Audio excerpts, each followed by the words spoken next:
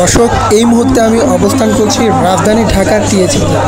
এখানে আদিবাসীরা সম্প্রতি যে রাঙামাটিতে বাঙালিদের উপর যে হত্যাকাণ্ড চালিয়েছে, সেই হত্যাকাণ্ডের প্রতিবাদে আজকে ঢাকা বিশ্ববিদ্যালয়ের যে শিক্ষার্থীরা রয়েছে তারা সেই মশাল হাতে করে তারা মিছিল বের করেছে।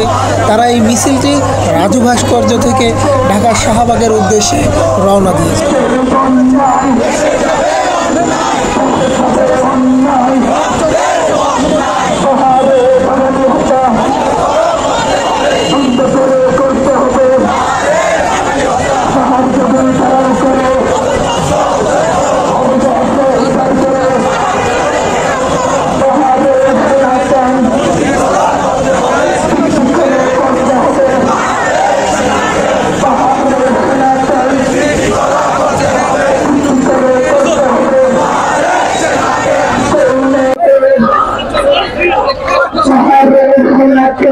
Sahara